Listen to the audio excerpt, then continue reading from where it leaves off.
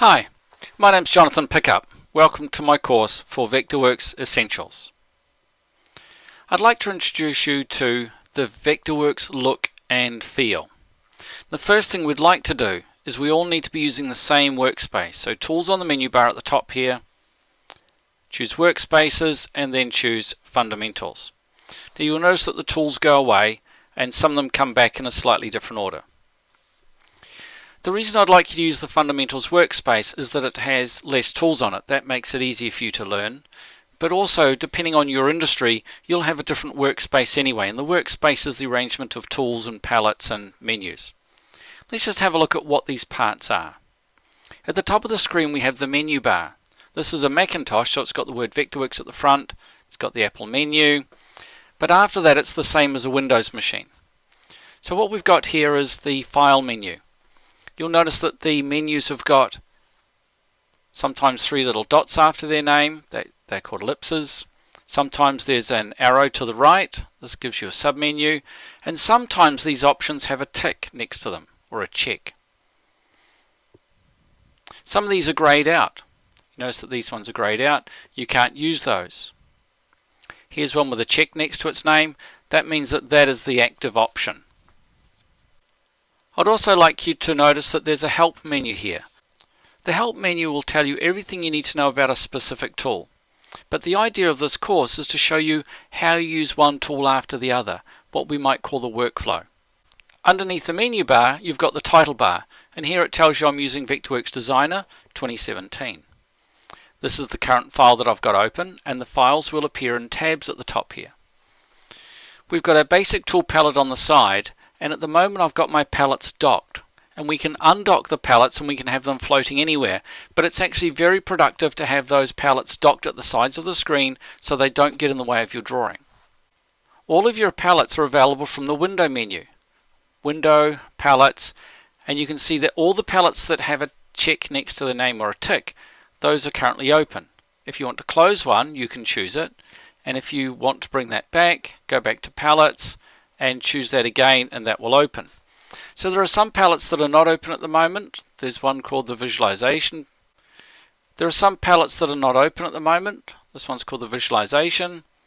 That's to control cameras and lights.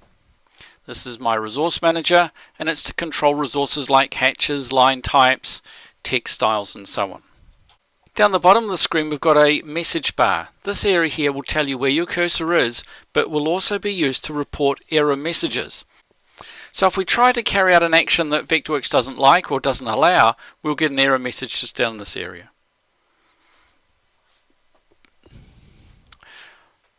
This area across here is called the view bar. It's got the previous view, next view. This is our classes button, our layers button, planes, saved views, fit to page area, fit to objects, our current view, our rotated plan view, our projection, our rendering, and here we have a menu which will allow us to choose what we see. So if there are some things that you'd like to see that are not currently shown, you can choose them from here. If there are some things that are perhaps too big, like the zoom, we can choose zoom short instead of zoom long, and it'll change it to that little button there. So if you've got a rather large screen, you can have more options. You might find that it's easier to close some of these so that they do not get in your way or confuse you. Just underneath the view bar is an area called the toolbar. Here we have different options for a tool, and as we choose different tools, these options will change. So if I choose the line tool, for example, I get different options. If I choose the rectangle tool, I get different options. So this is the toolbar right across, and on this side we have our quick preferences. There's a utility menu to control our quick preferences. We don't know what all of these are at the moment, but this is where you can make changes. We have a series of palettes. We have a basic palette, tool sets, attributes, visualization, and so on, and I'm going to come back to those. Let's have a look first of all at our attributes palette. That's this one here. Now at the moment my attributes palette is docked with my snapping palette, If I grab hold of the snapping palette by its title, I can pull those away. They're no longer docked together. So you grab it by its title, you can notice that it just changes color slightly. You can let go and that will dock that palette. If I want to make my palette wider, I can go to the right hand side. You can see I get that little arrow. I can do it on the right or the left hand side. I can make the palettes longer or shorter. If I want to pull the basic tool palette out of my docked side, I can grab hold of it by its title bar and pull it out, and then put it back again. If you lose a palette, go to Window on the menu bar, choose Palettes, and then select your palette again. This area is called the Tool Sets, and it contains a series of palettes. So that's for 3D modeling, visualization, dims and notes, walls, and so on. Most of these palettes have got a utility menu at the bottom, and this allows you to choose how you see the tools. At the moment I'm looking at the basic tool palette just showing icons, but I could show icons and text. This can be quite useful if you're learning Vectorworks, but once you've been using Vectorworks for a little while and you can recognize the icons, I suggest you turn that back to just icons, because you'll free up a lot of space and it'll be easier for you to find the tools that you're looking for. The visualization palette is designed for using with lights and cameras. Our resource manager is used to find resources. So resources would be things like hatches, line types, symbols, which we haven't talked about yet, and we're going to use the resource manager later. You will notice that it automatically hides. If you don't want it to automatically hide, you can click on that option there and it won't automatically hide anymore. I'm finished with my visualization palette, so I'm going to close that. Over here I have my Object Info palette. The Object Info palette is a palette that I want you to keep open all of the time.